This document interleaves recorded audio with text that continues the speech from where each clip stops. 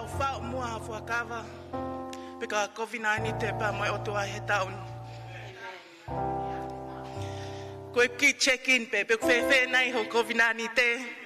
Mo fuakava mai otua he tauni. Is it on fire? Hallelujah. Yes. There will come a moment in life, church, when the floodgates of heaven opens up its doors. You can't even see it now. But the shift has already begun. Amen. The prayers that you whispered in silence, the tears that no one saw but you and God, the burdens that felt too heavy for you to carry. You know what, church? God has been listening all along. Amen. Faith says, God, I trust you, even when I can't see it. Amen. God, I trust you, even when I can't feel it. Stand firm in the Lord, church. There will be storms, left, right, and center. But you know what? Ain't no storm too big for my God.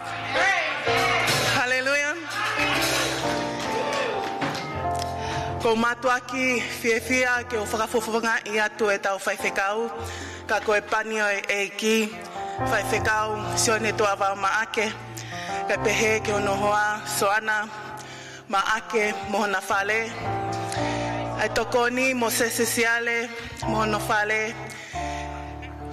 Loto heni ke o tali makehe tau whaiwhekau malolo. Sione lolohea and moala into the house of the Lord this evening. Mau tali lele ki mau tolu hono kotoa. Mau tuku taimi ka tau kau whakataha I e whiawhini. Ka pau ke who heni, mau tali lele ko e he wafa sisu kalaisi. Ka pau mau mea mahe o pe. We welcome you in the name of Jesus Christ. I he tau hoko atu ki he polokalama hoko. Ai koe tāna ki e tau wahe hongo fulu me mea awha. Ko kole atu ki hongo asha. I mo mea mai. I he tohi koe a ngā we. Wahe wanoa ves tolu nima. O pehe ai ko whakaha ai mea kotoa pe ki a te ki mau tolu. Ko e uhi I he pehe I a ho o mou ngā we. O kutotonu ke mou tokoni ki he vai. Pea manatui ai lea ai eiki ko sisu. I he ne pehe o monu ia lahi hake ai foaki atu. I he mau ai foaki mai. Hallelujah, church. Ka pau ku lahi ho se di tipa ke vahe mai. Manatu ko e tau foaki kotoa pe ke tukule kina ngā wea eiki. Amen. Pea ko kole atu ke kau hiva ke nau tā maha. Hiva kai tāna ke tau wahe ngofulume mea awha. Malo.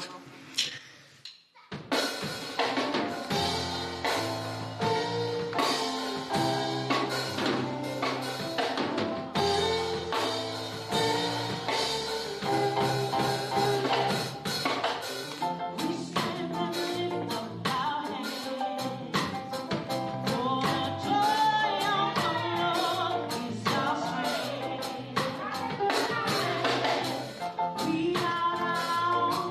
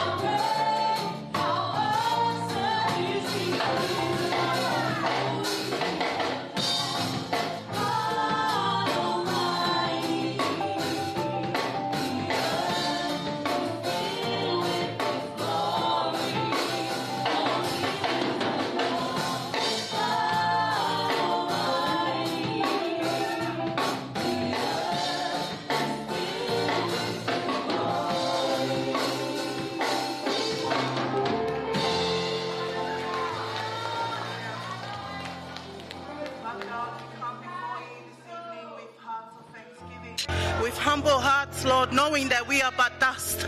Our days are numbered, Lord, and we pray and thank you for this season of reflection and repentance, Lord. Examine our hearts so that we are not distracted easily, but we are seeking you more intentionally this year, Lord.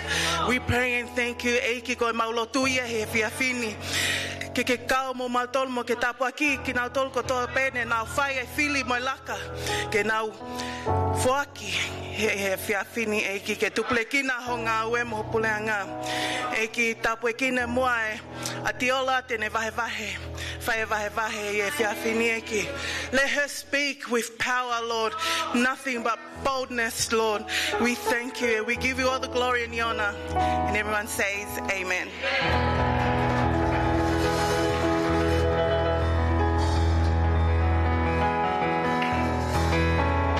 God is good all the time. Come on, church, I know you can do better than that. God is good and all the time. Who's happy to be here in the presence of the Lord tonight? Amen? Amen. As the band plays tonight, I'll ask them, may you please be upstanding, go around, shake hands with your neighbor, one or two people, give them a hug, give them a high five, and let's praise God this evening. Amen?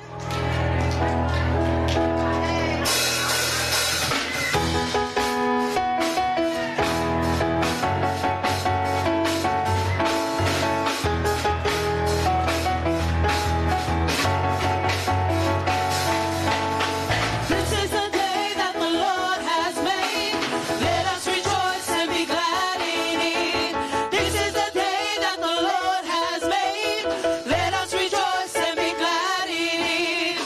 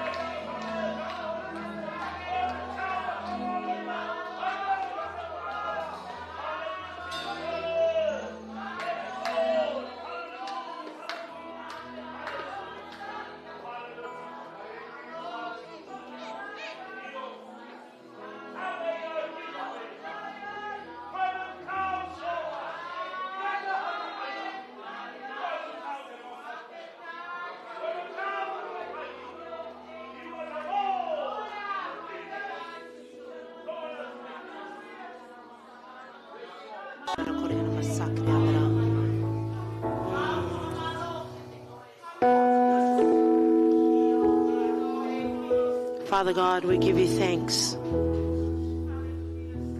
The name that is above all names. He is the first and He is the last. He is the beginner and the finisher of our faith. We know your presence is here because we are earnestly seeking you, Lord God. We are people, we are your children who believe that you are the one true God. And therefore your presence will come when the faithful seek your face. I feel my eiki ki ho kainga. I feel my ki ho whanau. I he whale o tamai he e whiawhini. Mau tuku e mea kotoa ki mui ka mauhanga ho maulato mo maulamali e ki o lunga ki a te koe. Koe whakamonia ho mautui, whakamonia ai lea, whakamonia o maunga ue. Ai mea fufu I ho mauloto. I o eki. A fio mai ki ho kakai. Mau tali lei ho lau mali e. Ke tafe taua taina he feituni he boni. Anau tolo hai sia ke veteange ia he boni. Ai aku loto si ke hiki hake honoloto he boni. Ai aku kuihi he ngahi palpalema mamani he boni ke whakaakia I ho lau mali e. Yes, oh God, we come, we seek your face. We seek a word from you. We seek a touch from you tonight, Lord God. And we give you thanks and praise in the worship and the praise of your people. Have your way, not our way. Let your will be done on earth as it is in heaven. And all the saints say, Amen. Let's give a round of applause. Glory to God. You may take your seats. E momeniti ko ni ko talitali e tau. Fefine malanga tau whaka paspas ki ai. Sista kalati ola makiroa. Hallelujah.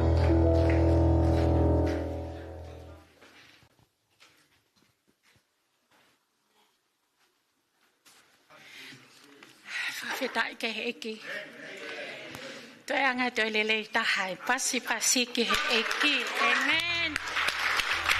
Le te mea mo ui katoa pe. Ke awa hona ngutu o hiki ai whawhetai. Mo ngeia mo langi ma ai o tua. Ko hotau ngā hia. Amen. Whawhetai. Ko le peke kau hiwa. Ko o se o atu e tali. Ka koutou loto pe ke utoi whahonga I pe I hoku loto. Ai tau whaiwhekau I tau sipi ka pehe ono hoa. Pehe ke toko ni mo ono hoa. Pe ko fia lahi. Ko I heni e whaiwhekau. Palestine malolo si one lolo hea mo ono hoa. Ko I toko tahaini na e talu ene mauhau ki a Sileliani. Moi hoko koe mentoa I hoku loto whale o a upe ke he osi mai lalahi ai whanau. I'm honored. Ai otua, poto e otua kune o mai e kakaito tonu. Ke langa hake e tau mo ui. Amen. Ko kole peke kau tamea. Ke tai mai e fohiwa. Ok whekau aki pe mo e message o e whiawhi koe ni. Whakalaulau loto peke ai he ni mai e otua is wonderful. Lovely, strong band members. Amazing praise and worship. Yeah, tuku atu neo, malo.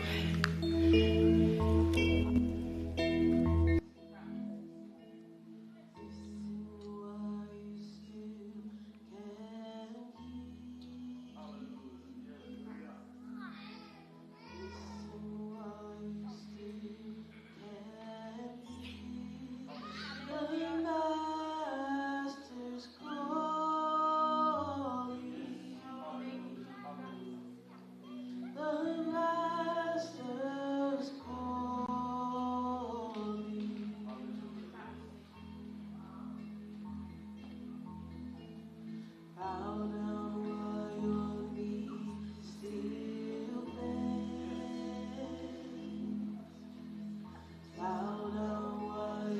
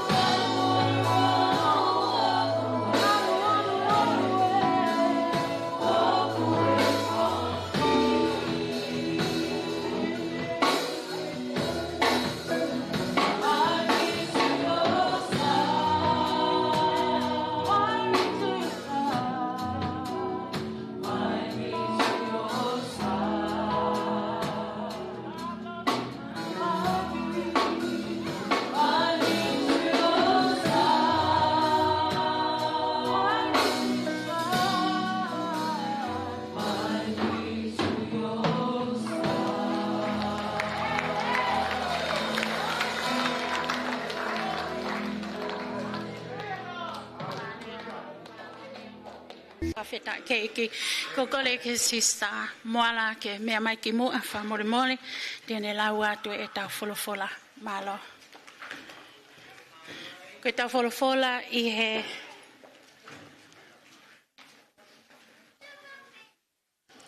he fiafi koe ni koe tohi ai ulaki tui. Ko ulaki tui wahe taha hiwa ke musio peki ai tene laua tu koe vesi ulaki peki he taha walu malo.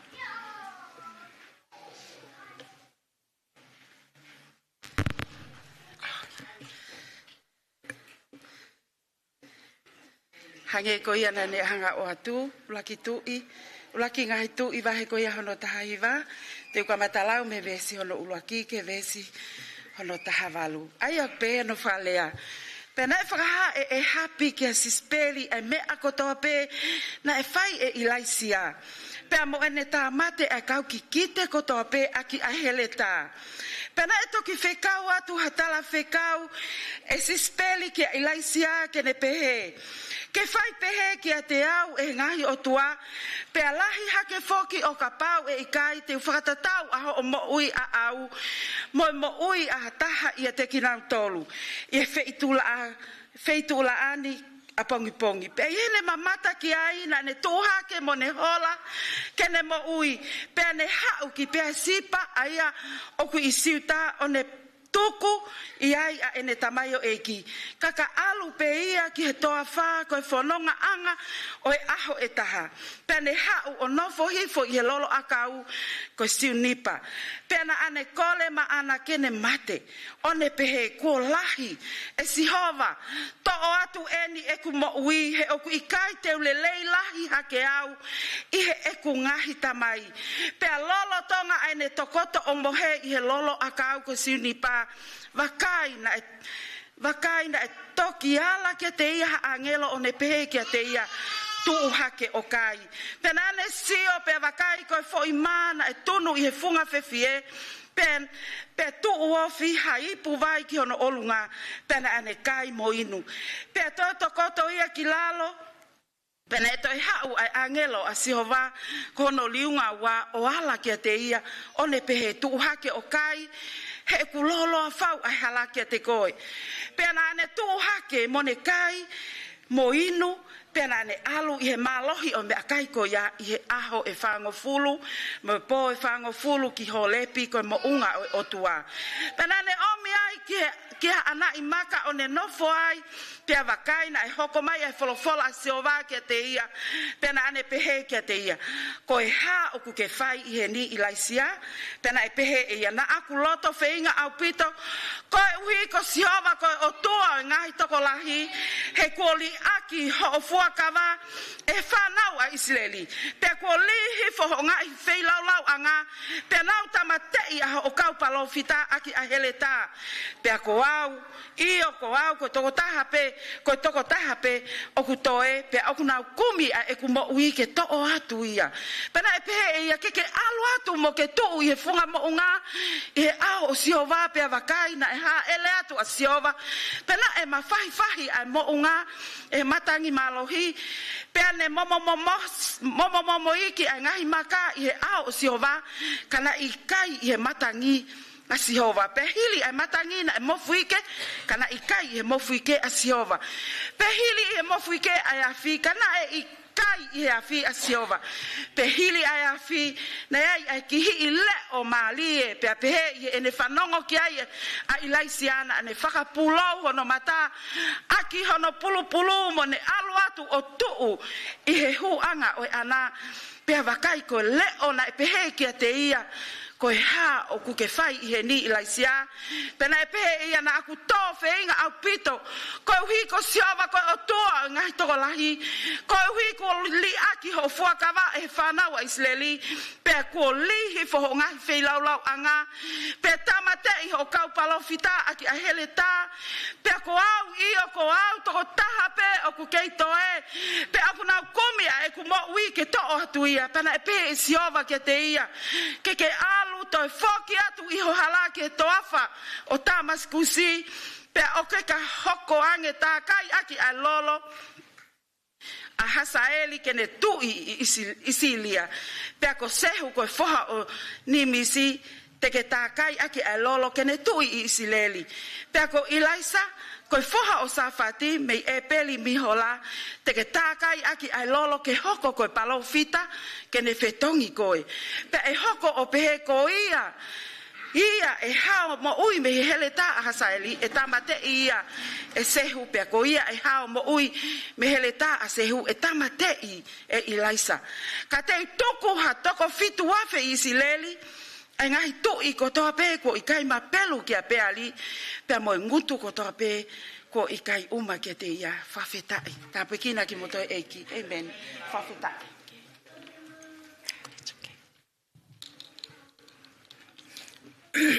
Whawheta ki he iki, whamalo ki he, tautoanga pasi ki he, toko wai lau e tau wholofola e. Nai ke lau mai e tau la wholofola whapalangi e neo, ka as we go, o lau ai pe ia e neo ai e, malo apito. Ko ia, ko e tau wholofola ia e whiawhini, mo whanongo pe ki ai. As you have heard in the Tongan translation, it's a very powerful ko lesoni o ku fumalo hi apito ai tau sio he nima mafi o tua he lolotonga e kakai tai tui mo e kakai lotampua. Powerful story of the mighty hand of God amongst many unbelievers. Io ko ki ka venga te to o mai ki he to he whakaloto lahi I he whiawhi koe ni komi ki he lotonga ai o tua ko Sihova kene whakafo o koe that he may renew you. Te utoe o atu komi ki he lotonga o Sihova ke whakafo o koe of God that he may renew you. Ta to mai mo e wholofola o Isaia vai ni meni ma vesi o no ku pehe Isaiah 55 verse 6 which says, ke tau komi ki he otua lolotonga no whaamalawa ke ma'u. seek the Lord while he Pea ui is ki still a te near. ia he lolotonga I ke iai e whainga Call maari. upon him while there is Amen. still chance to. Pasi. Ke Let's eiki pray. whawheta. Behind the prayer. Pe toia kolo se kune tala mai. Pea kua mou ai tangata fo'ou, aia ko whakafo'ou I he ilo o whakatatau ki hono tatau o ia na ane whakatupu ki tau tolu. Ai ko Kolose vahe tolu vesi hongo fuluia. Colossians 3 verse 10. Ka ki pui tu a si ipe o mai. There's a context Ko I can taimi bring. ko he tui, ulaki tui mo e ua tui. In the time of first Kings O and second kutohia Kings, ki he whekau aki mo hisolia o e kau Isileli. it Mo points nau to the ngahi tu. history. Pea o kutu pe o kui kai ke ilo I pe ko haina ane hangatohi. Ka kui ai pe whakakau ko Selemaia. There is thoughts that the author Pea of this ko book e is taimieni Jeremiah. o e taha whe ki he nima walu BC ai historia ko eni. And this is from Pea the o kia time of taimi na e divided ai ongo pureanga ko eni ke he pureanga e ua ai a ko Isleri ko e feitu noa te. Pea ko siutaleva ai feitu ko e o e saute. in a time when the land was split or divided in two, where one was North Israel and the bottom was called Judah. Ko e foha koe o Omri, ko ia ko e hapi, na e hoko o koe tui I he kuonga koe ni ai walu fitu wha, ki he walu nima tolu BC. And Ahab, who was the son of Omri, became son, or king, sorry. Ko ia na e under leadership ki he whanau koe ni a Isleri.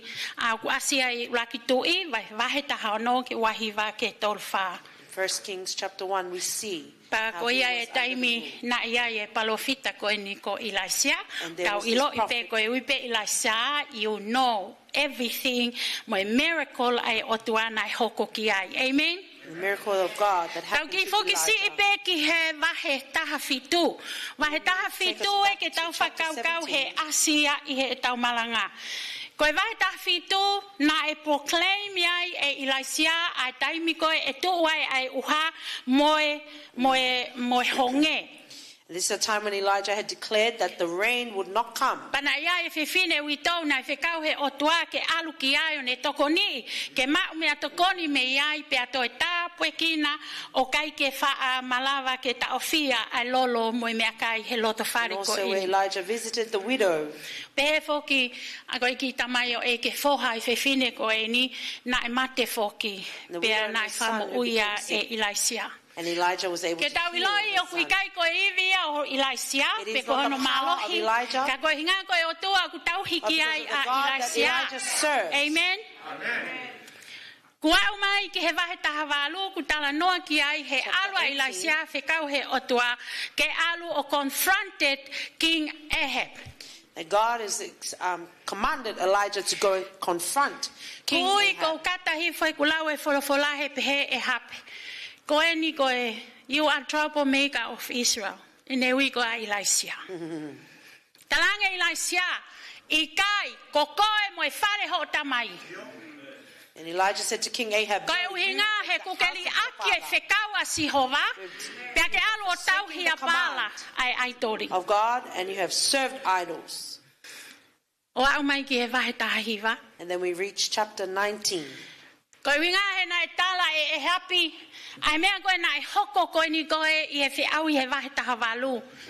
Ke o mai e eswhi lau lau e ua ke whakahai.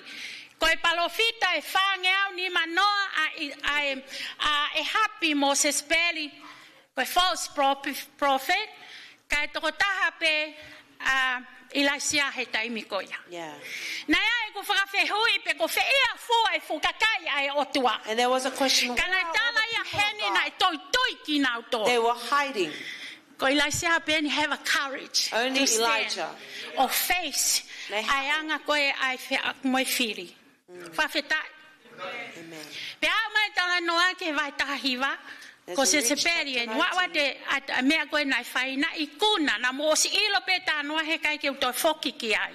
Whi lau lau koe e taha ai false prophet na ui ki honau o tuana whekau e Ilaisia. O te mo mai hafi ka pau e whakamoni I pe o tua moni me hafi e tō me langi ke consume e whai lau lau. Pena I hoko ia na nau whiu he ui, pea lea ake pe Ilaisia, mahalo ko mohe ho mo otua. Pea whai e Ilaisia, fui e vai, ki he ni whi lau lau. And Elijah put water, Pea upon uia water Ilaisia on his ki o lunga, altar. ki he And otua. then he called upon to God in the heavens. Me he tau tangata ki he tau tangata. From generation to generation, Maulele ni he tohi ko ni koe a senesi. as we are going through the book of Genesis, Tau tangata ki mu a, The nau first tala a upai peia. O wea e tau tangata ia he tau tangata ko ia nau tangata apea nau mawahi nau there tō me was he one otua. generation who were disobedient. Au mai ki he taimi o noa, tāpua ki e noa. Noah.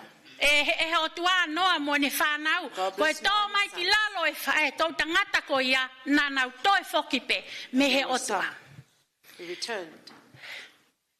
Ko tau o silau ko tō pe pau tau iloi.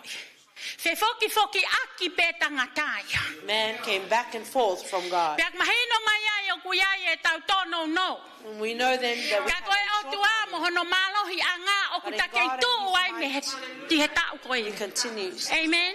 Amen. Hau koe ki e tala noa. And we come to the story. Koe tala noa ni hono ato e hapi tala ka seseperi. Oh, ai mea koe nai hoko. O si koe whi auhi, hi kuna lahi a Ilaisia. Pea koe nei kuna ko ia, ta watu ki he fu kuini kovi. We came Koe hai mea e whanongo ki ai ki hei Queen kuna. Jezebel. Koe te voloia kui kai mohe ia. Koe te voloia kui kai ke loto lele ia. He is not- Koe te volo no fo ite ita pe he taim ko toa ke he kakai ai otua. Ka neongo e uri hono tua. O ku kei whai pe e ne whenga ana. Me he tau tangata ki moa mea ata maa umai ki he ahoni. O ku nofo pe mo liri pe ki a koe moa. Yes. Ka koe uhinga o kai ko koe moao. But it Ka is koe not hinga you koe and I, otua. but because of Amen. God. Koe tau whakalau malie, koe uhinga koe o ku pehe ai e whesoa wahe ono. That's right. Tui e te unga kakato. Put on the full armor of God. Koe tau masoti a wilo e nela e nela. Kuia i Soldier, tata he. There's a helmet to O ku tui. wear. Pau kuia i koe tata, koe ha. Tata o e whakamo ui. Pāgui ai mo si whatawhata, ko si whatawhata oi ha, In the oi breastplate mā oni oni. of righteousness. Pea mo ha, mo pā, oi tui, And the pea shield mo of hele faith. tā. And the O sword. ku kapau he ke whanonga mo o tua If tā you hele don't go tā. with God, with Whaka the sword. ofa mo oni koe mo oi ai karistiane. Koe hinga ko ta ulungia ai ko hinga koe kai ke lau e wholofola. When we do not read the word of God, Koe tau mana wa. our breath, Hange pe ko mi hake pongpong mi. Koe uhinga ka ke ka lau e wholofola. you He read kai the te word of lawai he whiri ke ne tuku hifoko. the enemy cannot bring Amen. you down. Koe mea ko ta ulungia ai ko hinga koe kai ke tui e te unga. Because we do not wear Ke the tala full mai armor ai moi ha. Le tau e mo oni. and the belt of Ko pau truth. ke whanonga e karistiane mo mo oni. Christian should- Pai toi ha I hatoi mea ke he kehe. Do not Lave try na on mau. anything. Kumai ai mo e kau whewhine nau lele tohi a ngāwe. Ai loi koe a sawhaia koe mohono mari anania. Koe loi a ki e lau mari e koe ha mea mea mate. Lied to the Holy Spirit and they died. Whakaofo, whawheta iki. Tau whoki mai ki he le soni. Let's come He back pehe to that. si speri ani Jezebel whakamana said- i eni. Ai ki motua si. Koe whukuini eni tu whakamana mana. Here's the queen Bitterness. threatening. Ko kua o mai peke foi lea koe ni koe whakamana mana. Koe me alahia e mo oi e karistiane he ahoni. Koe mo oni, ka talaha mo oni, whehi a iaki ai. Koe i loto e ki tala e mo oni. Fute ia pa waku e ulu, waku mohono toa, waku mo fute mohono vae. Kai ke tari, ai mo oni. He koe mo oni a koe mea ia Jehova. the Amen. truth belongs He to ku God. tala mai ta devil attacked. Sione vai hongo fulu vese hongo fulu. John O ku 10:10. ha upete voloia ke he kai haa ta mate whakau. Still kill O and kai ke destroy. pele i mai he te volo koe. Ona ke pehe mo kau. Tene toi folo pe koe. Manata Lucifer. Koe tamanga uepe. Lau Maria e otua. Kai toi sio hake ia. Manu ia mea o e la ia. Tai taloni. He was ending. Pehebe mo uie kakai he kongo wha osikoe. That is how the people's lives will become. Novo peo sio e ko pai e le ai fai whekau. Te walua o fai whekau. Ha muhi fai whekau ko ia kai alu hake ki o lunga. When you see things like that, but that's our attitude. Ai te volo, na kamata pe me mua. Oa umai ke haoni. Pe koe hai uhinga ku tala mai ai. Koe te volo tala ngata. Pe koe te volo oku The anga devil is tu uma upe. disobedient. Ke tau The devil tokanga. is We be rebellious. aware of that. Amen. Tala mai e pita vahe wai. Pua pita vahe wai vesi wha. Tala mai. Peter chapter Na e ikai ke mamai ai otua. Ke he kau angelo na nau whaianga hala. Pe li ki nau tolu. Iero tuku ai ke au whakamau. Ko hai koe. Ko hai e kau angelo. Who are you? Who Te are hia you? e otua ki he anghala. Ka ku ofa mai ke tau tolu na ne ngau hi. God loves us. O kai whi mau ke tau mate pe au. He does not want us to Be die. aware. Perish. O kui ai ai tau whakalau maari e. Yes. Amen. Ono wā tala Spiritual mai. warfare. When Elijah heard o ne whanongo ki he whakawhiri koe ni koe, ki he whakamana wahe koe ni koe ai fukuini. Koe ne whanongo pe koe, o ne whanongo ki he whakairiwhia koe a When Seseperi. Elijah heard the threats from He Jezebel, ran. Koe mea nau tātua ke mo whanongo he lau e whulawhula. Koe tamai o ike ni nai ui ki he awhi. O le hui whakilalo. here is a man that Nai called ui the ki he fire that uha, came ne down lava pe o ta ofi e uha. That he was able Ke to au e stop the tō, rain. e futau e tō ngea to tup. come down. for Te atoe 300 ma years. whai pe ke ne ui ke whakafoki mai e uha. And he had the same Ko ia e authority nai to- togoto e whiwhine. After the rain Ai ki come tamasi whohai witou. Oku mate. Alatu fo ohi foai. Even when Lot the widow and mo the ui. son had passed, he prayed for him, and he was. O kuikai, it's not his power. Oguikai ko ne malo Tatau hi. bea Elijah mo koe mo au. Elijah is the same as you and I. O kai ko toi tangata Elijah toi make.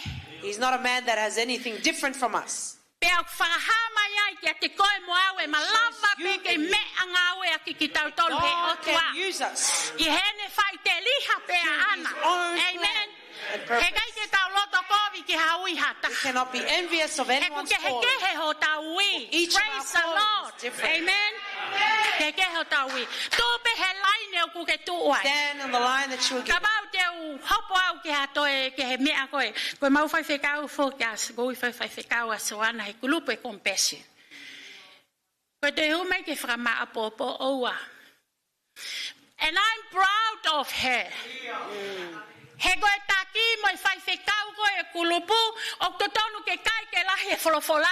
Pe hau koe a ka kai koe au ne whawhanga atu. I praise God because of her. Amen. Whawheta iki he iki. Tana mai na iri fear. Hamena lele ai, there's a sign of fear. Ka bau he kai ke iri fear, he kai ke lere. If you are not afraid, you will not run. Ka ko hinga ko holele, si see you trust the Lord. Pe ko ho forget about the power of God. Pe ko ho heilo. No forget.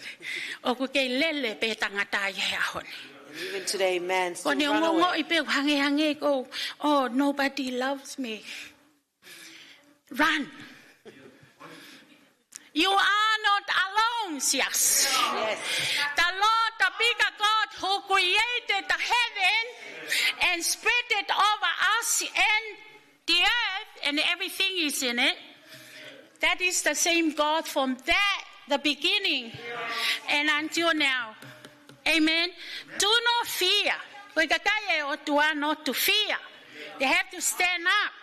Ia ua ti mote vahe ulaki pehe mai verse 2. For God hath not given us the spirit of fear, but a power and a love, all right, and a sound mind. Sound mind pa no whakaukau. Ata mai lele. E wata meni tau lele pe ko inga ko tau ata mai kovi. Tapu ange moto. Sorry e kaufine. I respect you guys. Ka peke watu e folofola. Ko fema we kakaya e otua to We have God's a good people. mind. Not To have- only good mind. Oh, ki i whaatatali. Whaatatali. But it's so much time, we too much focus on, ko hame lele ai Elijah, Talamais Church, ko inga ko ilifia. Ko ngalo e Elijah ne whakamo oi e ki tamai o iki. Ngalo e Elijah e ne tāpua ki e whineke oa to e run out. A lolo mo e mea kai. Ngalo iai, uirifia ia, mahapena e fuhela ia. But I don't blame him, because we are like that. Ka tau whai a whungau e lahi, hanga whungau e lahi, kua tau ongo i ongo sia. Pea toi taha, ka ke whanongo, siko ni whoi whanongo pe ana ke hao hanga tonu e kuinia ki ai. It's only here, a messenger. Lere ia. Tā pua ki e tamai o iko ni. He nange ke lere to other direction. Na lere ki a Sihova. Amen, na lere ki he moonga Sihova. Taimi la he tau whanongo pe ha mea and we run. We're not supposed to hear things and run. We're supposed to focus on the Lord and His mighty hand. Forget about what people telling you. There's an encouragement for all of us. You need to move with courage and power and authority that God has given to us. Amen? Kahana tolu, one day walk towards wilderness and the rest. O tangutuai. Ko lele foi aho e taha. Me fe, me siu. Leva. Ko ne lele na lele iau ave ki persipa. Ki persipa. O lele ia tuku ai e ne tamai o eiki ana kai lele toko taha pe. And he left his servant and he ran You by see himself. what happened when you fear? Ko mea hoko You tau tau forgot lipi you ai. have a pastor. Ko ngalo ia koe, ko ngaya te pai pika. You forgot you have elders. Ko ngalo ia koe, kai You kau heo forgot tā. to kuia e taki tapiliu e ma. Yes, you have a E ki toko leader ni atu. to help You you. forgot o kuia e taunga sisters in the Lord. O kuia to koni fai fekau. Yes. Ke ki tu mai ai. O te ke fai e mea lele ya he. E turi aluia ki he tuku I persipa o tuku e ne tamai o iki. Ka lele toko taha. Ke sio ke mea lele toko taha. Sio ke mau mau e lele toko taha. We go there. When we run alone. Ke tau sio. One day, foi a pe tahane lele me pe sipa. One day journey. O au ke vao. Tala mai ko lele tu ta wilderness. Ko ne alu ko ni ko alu ke mo onga o Jehova. Ka ko ha me o kai ke tu ulu tui hi foi pe ai me a ku yai. Ka lele lo ne pa na ya ne hosi manes. Pa lele lalo. Tala mai ala tu pe o ilo fu akau ko siunipa. Found this tree. And he fell. And then he said, Lotu, taramai na lotu, fanong ke lotu goni o te listen to tau his fai. prayer. Let us not do this prayer. Si hava, go God, fie mate Yahweh, au. I want to take away my life. To o e ku mo uia aku. Take my life. I'm not good enough. Ay, Yahweh. Don't pray like that. Oh, te taulo. But how many ke puno wai pe lotu hange ko ne lotu ko ke alu hifoi uha. Like how he Ke did when the lotu pa fire te came hea. down to the To altar. atu e afika te speli. No, pe lotu pe he give me a strength. Give me a tamai lele ke utoi fa kau ki mo a pe toki lele. Praise the Lord. His heart was giving up. Ne os. O te wele soni. Now that for hiva ko keep repeating all day yesterday, all day today, and how. Bahia now telling I fanong for hiva. Kako taimi ko tangotu ko te wele soni. As I prepared our sermon this alu hokulo mata. He wow mai he ku fanong o ki hele wai o tua e ne heard the fika. voice of God. Do not give up, sis. Church. Kako ke tau ki hawhainga ta ia mea o kui kai ke malava. Koe mea, hey, we have a bigger God. Amen. Lahe kalisiane he ahoni, they think of the suicidal thought. Alua ke whakau ia ke mate, koe nai whai koe ngoe ilaisia. E ki to o atu aku mo uia kuia, I'm not good enough. Ko koe peu ke tuku hifo koe. You put yourself down. O si atu he eiki e malohi ke ati koe pe mai malohi ka te au. Rise up. Rise up, church. Yes. Don't run. Oh, He te ke iko o lele toko ta hape ki think about suicidal like malohi. But we don't want. But me pe to ha nobody loves me. Everyone loves you. Koe hame au ke whakawhalala I ke he ofa e tangata, koe ofa e tangata o si e ahoni. Koe ofa e o tua, ku lahi whau mo tai ngata. Is abundant. That's the thing we care. Ka ku ke hea o kei ke whawalea tu hata. Don't worry, you talk to God. God, I'm here. I love you. Amen. Pea ke fie maali e. Have peace. Koe mo meniti koe o ku ke pray ai, ha ki mo miniti pe he, ha o mai ka taimi o ke whakakau. Oh, kai ke, tala mai whalawhalai wau kolinto vai ta hawa ve sihi vai. Ko eku toko ni, my grace are sufficient. Hallelujah. Amen. Amen. Lai eku kelesi. Yes. Ke toko ni iho vai anga. Praise the Lord. Pea lea paula, o kou pore haku vai anga. He koe hinga ko sisu kalaisi o ku nofo ia I loto ia te au. Praise the Lord. Then pas. Amen. Tala mai e se misi a wahe ulaki vesta hawa. Blessed is a man who perseveres under trials.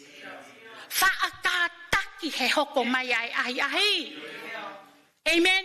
He kone pasi pe au approve koe haleva teke mau. You receive the ground of life that the Lord has promised to those who loved Him.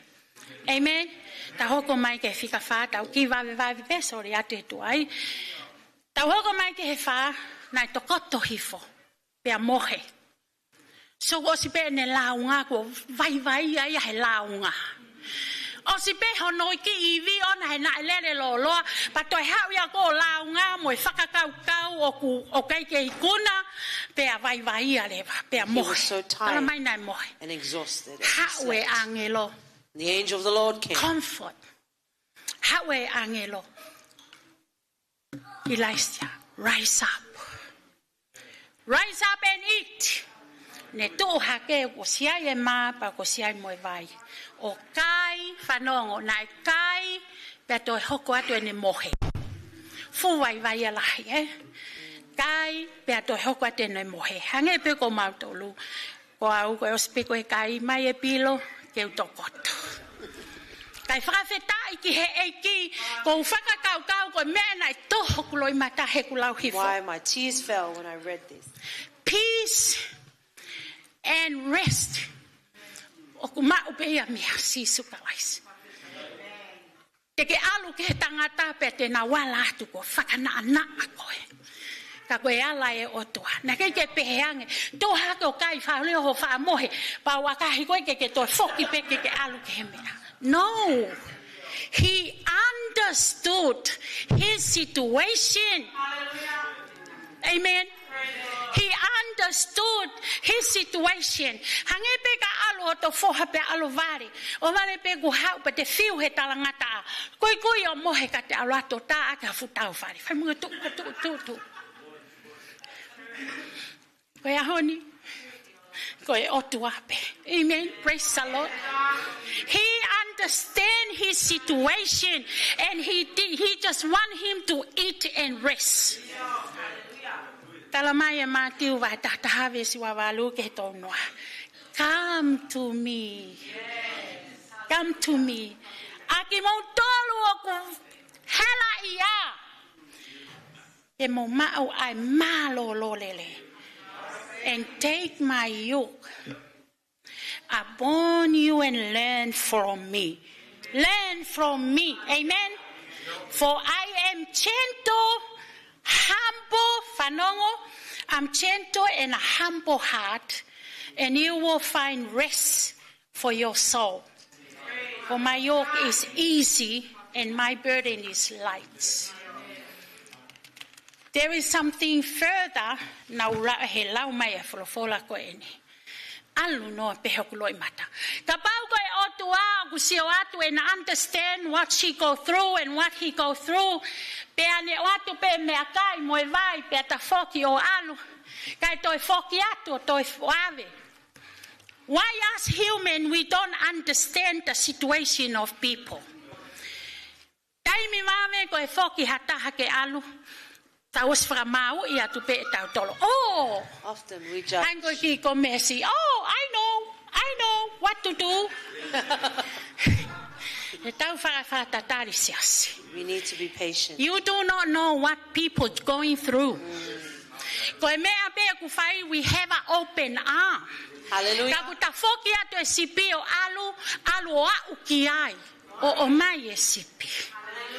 Amen.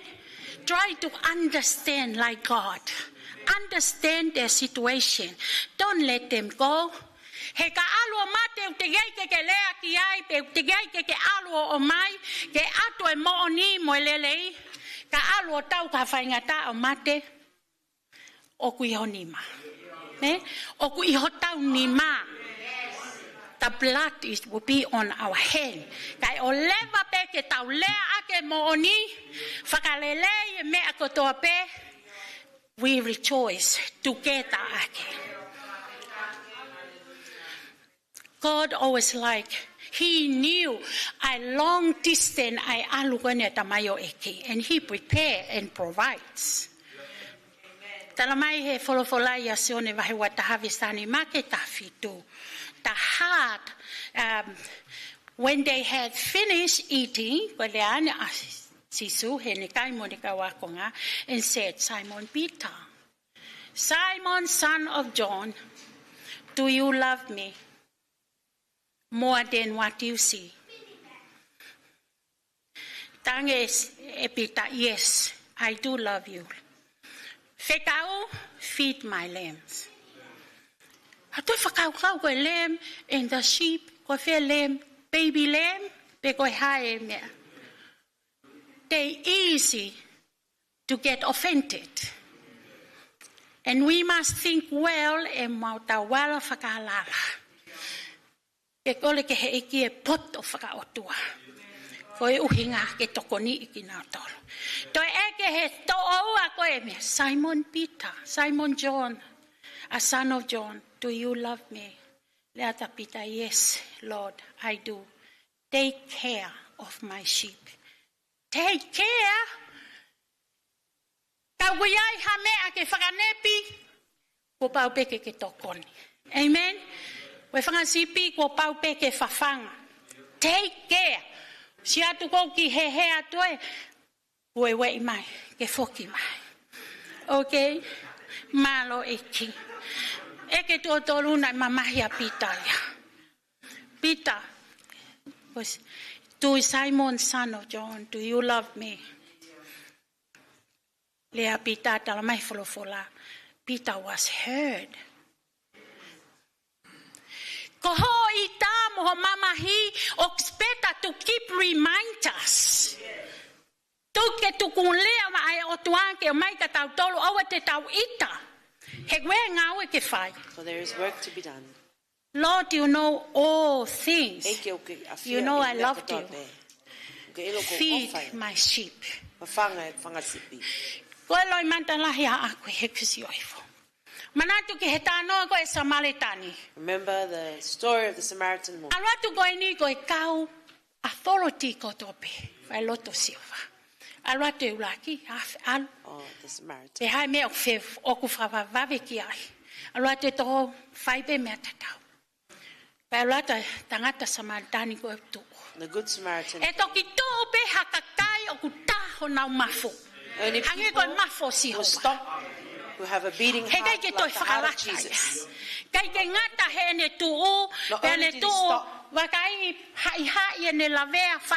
healed him, gave him medicine, and then he carried him onto his donkey and took him to the place and he said to the innkeeper, whatever you do, wait for me when I return. But today, church, today, the time of being and Jezebel, many false prophets of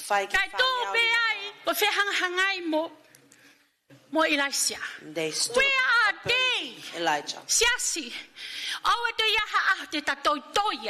Let us not come a day to hide.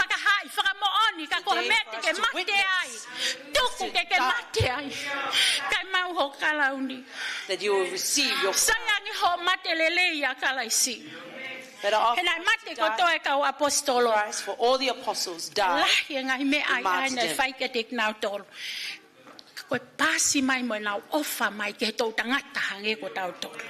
Yes. Amen. Amen. There are things I come to mind today. If the lamb is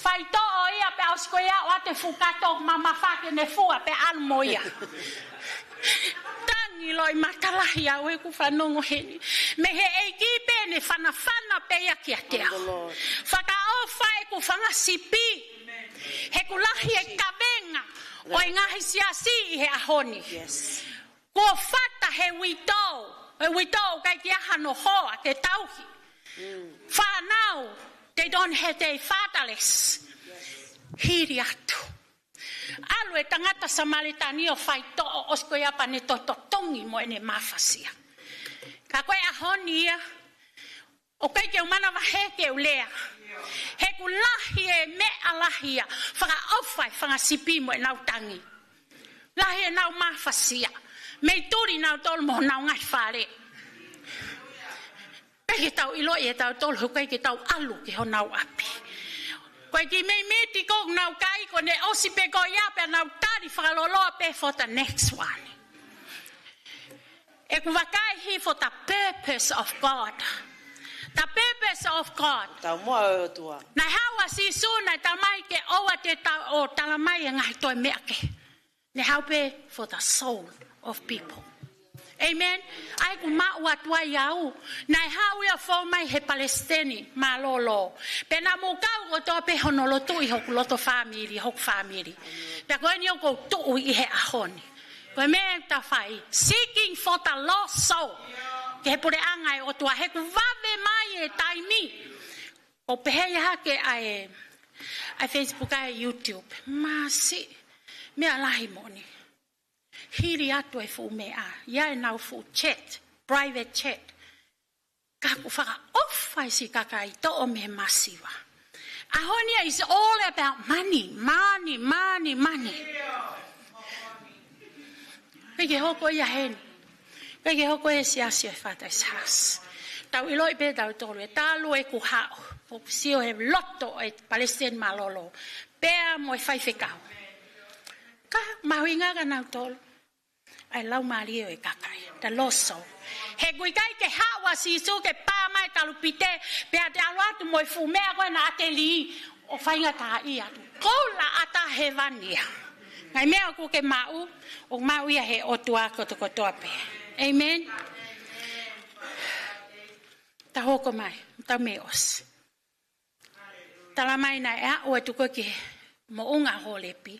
Pe alu nofo he ana. Alu o toi nofo ai. And Elijah hid at the entrance of the cave. Pe afekau e si hoa.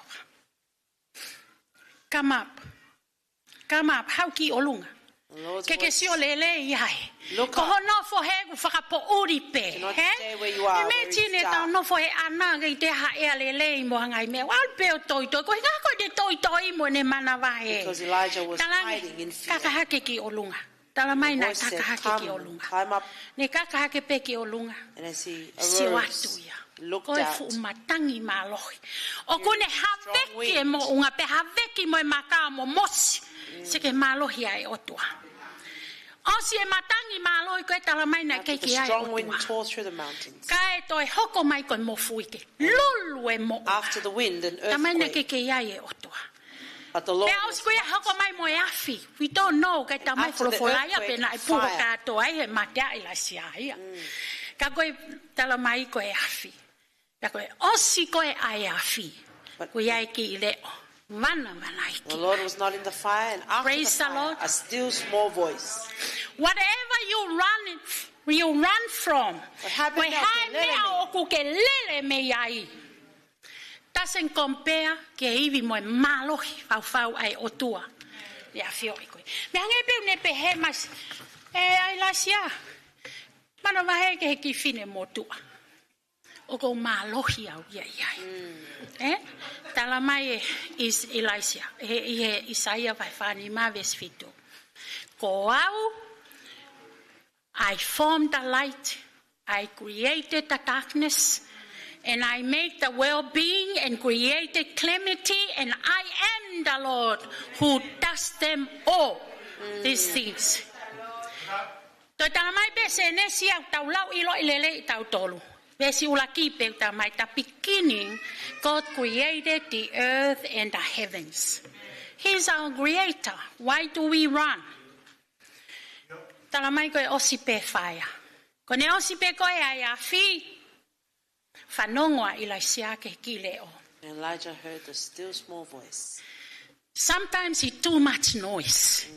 You hear people, hey, yeah. Who are they? Yeah. Too many stories.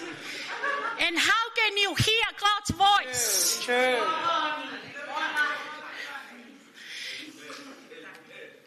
Ka when you fire. Ki hono koe medicine ki ho tau ia. Ke taake mea ko mapuni.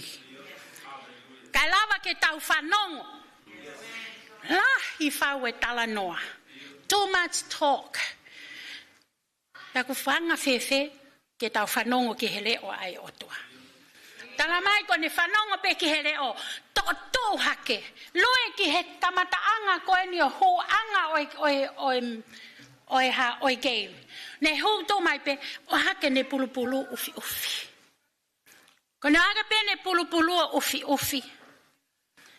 Pe to fanongo leva ke he otua. Elijah, why are you here? Whawheta ike he eki. Pane hoki he matapa walk towards it. Pea ufi hono ulo, it's a sign of surrender. It's a sign of pe eki whai pe ho whina ngalo. He kai ke utoe lere. Tutoni mai pe koi kia te au. Ka huat. Hai pe mai eki come out from where you hiding. Fire can lead and guide you. Because fire represents the power of the Holy Spirit. Amen. Tamai Matthew, as for me, I baptize you with the water for repentance. But who will come after me? It's mightier than me. I'm not worthy to remove his sandal. He will baptize you with the Holy Spirit and fire. Amen. Our second last. Talamai. God's word to Elijah. Toi foki atu. Osiani whakawhei to come up. Kai lava whanong. Kai te aha me aia he koe, that's the power of the Holy Spirit. I encourage for all of us. He kai peke ke lava e koe iaha mea without. Because he koe toko tahaya comfort anai o mai. Ka mai si su te alu kai tuku wange mai hoku comforter. Whana mea kia te koe. Ne tataki koe. He hala totonu ke fōwai. He ka paunai whanonga i la siaki mua. E tene whakakau. 40 days, 40 nights, too far. Now I have to pray in spirit and in truth. No wangea. Ko surrender pe. Tu hake koe ki he otua. Koe loto whakatomala. Tamai whekau he otua. Laisia, foki atu. To the wilderness of Damasikusi, Foki, go back. When it might be go back, meaning that you're not supposed to be there. Kaya time you tau firi feito ke tau wiai. Ka o si ta puni mai matapaya. Ka ke fire to be. The Lord is not full. Ko ya matapa fraba ki ko moau ka te lava tangata yof. Ka bawo ko i ko he ki ke alu e tui. O ate ke toi whakaweiweo, sio ki mui, sio ki mui. O ku mahino mai, o ku ke whalala tangata. Ko koe ku whanunge leo ai otua. Then you go with faith. Don't let anyone to tell you that you're not supposed to go. Because ko o ko pehe, o ke uloto ke wha mau ka ta ton. Na vai pehe mai otua luka koe. Ke whakamau i pe koe ia ki nautoro. O kukuanga hala. That is anga hala. Ta mai foki ke hala Damaskusi pe te ke anoint. Whanongo mai kisiase. Anoint e foi tōtoro. Ko Haaseli ke hoko koe tui o Silia. Pea ko Sehu ke hoko e tui o Isleri. Pea mo Elisha, tamai o eki ke whetongi koe.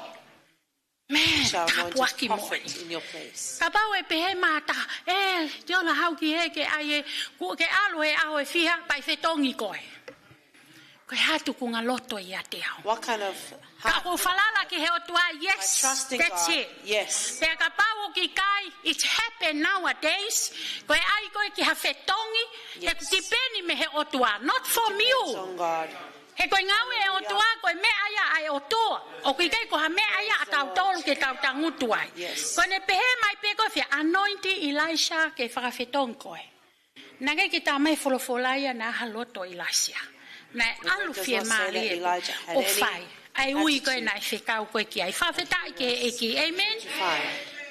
Hawai ki Scripture koe tohi ka ngawe. Vai ula ki vesi valu ko. Acts Tui koe chapter mau 1, loto verse ia. 8. E hola mo mele mo kato mo tolu. O lau mai koe folofola Ai koe ka toki hoko mai pe lau mari e maoni oni. Okay? You have the power. Shall receive power. We go without the power. Kapau te tau auta e ai a mālohi. Whaka ofa mo ni tau tolu kakai ngā wea What i a utua. disadvantage. Kai ke he ku hau ke whaka osi, ko whaka osi come pe to the eni. conclusion. Whaka more more aka mo toi fu mau loloa. A confirmation, Tala mai e otua. Ko maha lea mau pe ana ia. O ko hau pe. Ko tamate kau palofita. Ko tama holoki mo fei lau lau. Pe ko awe ni o ko tangutu pe. Ko au toko taha pe. They set for my life. Have you come to a state like that? Yes, ko awen ko to ko ni na ya hataimi. Walau yo kai pe ke utola wa kai too heavy for me. Kau ka talat ka tu kai ke lot ke tu a pasasione. O fa mo oni ke mo ui. He ko ko mo ui pa hia sion he loi mata. Teach you all the time, crying. The hardship, whanonga mo husepani ti. The hardship too heavy, too hard. I can't cope it. Ka kei lotu pe tamai o e ki mo ne pehe mai ka te au. Te ala, e iai e aho, hoko koe tāpuaki. That's all I hear me tangata e otua. E iai aho teke hoko koe whiwhine tāpuaki. Pe teke toi toki whiwhia ai. Ka bau whiwhia ai ni, aki tau tolu whiwhia he vani. Ko au koe whiwhine nau maa. Fefine na kei ke ulawa lea. Fefine toi, hange ko ilaisia. Pau fefine ang hala. Kei toi hanga hala I ku whai. I he ku mo ui. Toki hau o ilo mai heni. Hau e tangata e otua. Koe si whai hok whakamo ui. Amen? Pero mea tau toa e lotu hufia. He taimi ke he taimi. Koe tau lotua e ngahi lau maalie. Mo e siasi, mo e kau whai whekau. Mo e wheitu kotoa pe. Koe mahu inga e lotu hufia. Monday to Sunday. Monday to Sunday. I am not proud of this. Ka ko whakamalo ko o mai he o tua e si kau whewhine. Ke nau tō mau. Pea ku whele a kau lotu hufia e kau whewhine. Ko tau lotu hake o whelotua aki mo nau tōlo. He ku tau a lotua ai tō taha ko tō pe. Nā whai. Ko wawe ke whoki mai ai eki. Pea koe ke toi aha taimi ke ta toi whakawhiewhie maali o mohe. Tala mai e Isaia wahini me nima vesi walu. Vesi hiwa. Ta mai. My thought is not like your Yes, thought. your thoughts, my ways. My ways is not like your ways. Yes. Oku busy sometimes before I prepare the sermon. Pea aluan ke ufoiata mai here there. I forgot the master. Nau talaloto aki mua. Ngaloi mea kotoa iau mai toko naki sapate. Bongbong sapate me hoko tahawa. Ko behe. Oh Lord. I forgot everything. Koe mominiti pe e kupunou hifo. Kore ke he otua. Koe kakai a au. Yes. Koe folofola au. I'm only a vessel. Hallelujah. Please, Lord. Ko tahange pe pehe mai, toi foki peki ai. Ko foki fepo lau whakafo I vesi. Wow. Malanga mai a folofola ia kia te au. He preached to me. Kai alu noa pehe kuloi mata. Toi lau he foi wa he keep preaching to me. And that's how I know now. Ko teu peha folofola. I mean a miss. Ke nofo peke lotonga e otua. O e whai ake e tau poto. O e whai ake mea kuke o si maheni, anga maheni. E ko hau pe o to I mua ko ngalo ko toaya. You cannot fool the Lord. He's the one who created you and created me. He know everything and also. I ka me whama opo e tau wholofola, koe visone siasi. Ko ofa, whawhaka more. Love, Mo restore. forgiveness. Koe mea tolu koea. Ka pau pe hei kai ke maua e ofa ai otua. You do not have the Ke love malava of e God. koe ke malanga aki e ofa. You Ka can au preach kai of love, ke a usia koe but ke you mea have koe not ofa. experienced He the koe love ofa of God. whaka otua. Praise Him. Ka koe ofa, you have to forgive. And in His You love, must forgive. Forgive those they speak to you. Forgive those they are on their way. On your way. Me akotokotoa pe. Ko pau pe ke hanga let go. E tok fai le vai ho whakamo'ui. He kai ke no fo whainga tā ia. Mo ke kuku ha mea ko osi. Pa ke whi mao ke laka ki mua. Kai pe ke la vaia. I already dry, siasi. I dry. Ko taimi o vete. Ko taimi o whakawhetai. Ko taimi o lotu mo oni. Ko taimi o tu whakamo oni ma siso. Standing together.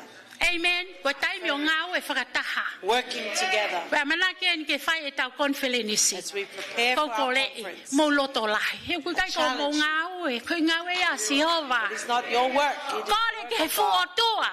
O kune o maya mamani. He kune ilo i peho tau levolo. Amen.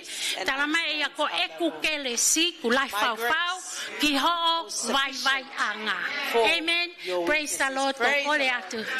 Ki whai ke kau ke haa. Malo.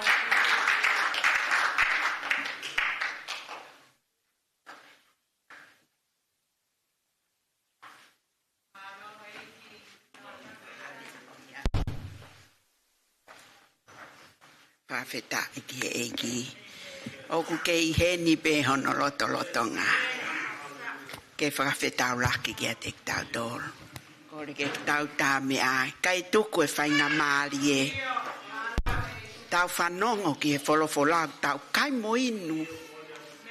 He tāpu ake o tua. Pea koe fu palo fita lahi eni. Ma o lunga taha i Isleli. Omi he kauna ngā ke tau wako ai. Koe o tua lelei, Father's house. No fo pe koe o tui pe koe o tua lelei kia te koe. Ta tau ai peu ne pole ki tau tolu. Ta tau ai pe koe ha mea tau fou ai. Kau tau ilo koe o tua whai toton. O kune hanga whakatoka lelei e tahi o kuhou. Tukunga lelei e ngahi loto o vei ua. Koe o tua aia. Na ane whakaha kene tamai o e ki. Who he is to us. Taimira he tau palo pale ma. Koe omi he o tua kene whakaha i mai. Who he is to you and to me. Koe ne palo mesi o kutu tatau ai beia. Pea he kai pe to liliuia. Koe mea pe te tau whai. We come to him for help. Ko tui koe aho eni. Koe tau whakafoi tui pea tau tonu mo eiki. O tau ilo mea tau hao ngatai. Tau o silo tau tau tamai wholofola. Ko ho ngata anga tau kamata e eiki. Ko tau ngata anga ko tau o singa maari e. Pea toki hanga lewa he o tua whakaha kai laisia. O kui kai kokoe toko tahape. O kui ai e kakai o nau lotu at maau. O a te ke o ngoi o ku ke tuku hausia. Peo ke li e kina. He ku ke ilo kui ai kakai o nau lotu at. Pea tau whakamalo ke kauhiwa. Ori tak whakaata.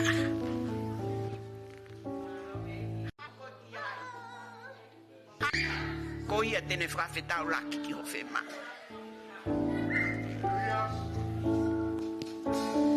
Jesus, you're near. Come on and Lord and Redeemer.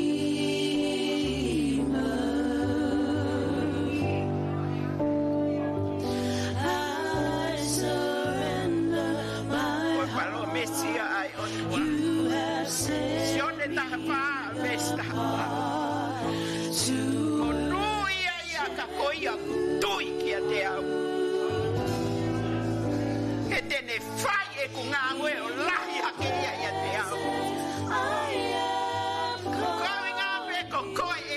te mau tolu o kulahi ai o ke mau fai ai mea kotoa peke ke langi afetati ke te koe hallelujah manos afetati Jesus, you're here. Jesus, you're here. Covenant, Lord and Redeemer. So I surrender my heart. You have set me apart to worship you.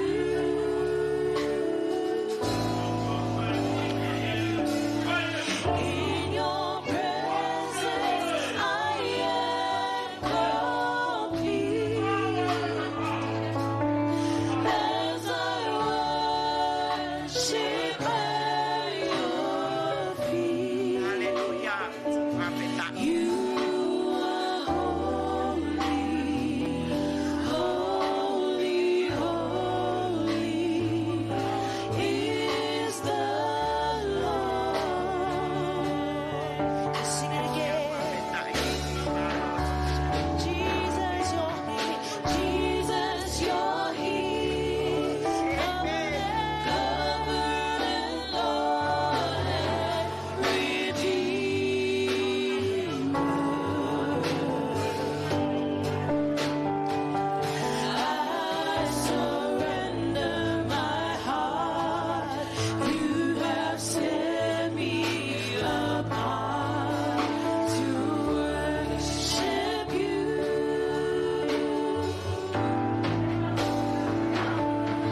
In your presence, I am complete.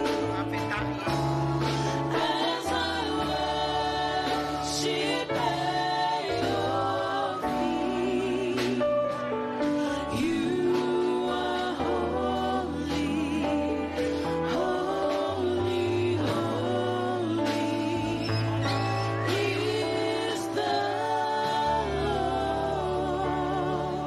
Lord. hallelujah tamayo mau whakamalo kia te koe ko ngahe ku ke whakahaha ho o whakia te mau tōru ke mau tu o mahu i he talango fua pia moe whanongo ki o leo o whae te mau whakawhia fia i whakahoi fua te mau whakalangi i koe eki ha mea te mau whai te mau ilo kia te mau tolu ai o tua ke ne whakai kuna ki mau tolu he hala whanonga mau whanonga ai eki whakawhetai kia te koe koho wholofola mau talia i e loto hanga maali e pia moe fie fia ke hoko ia koe whamo oni kia te mau tolu ke oa te mau toi ili fia ki e fili kaku ke omi e malohi ke mau lea aki ai malohi o e otua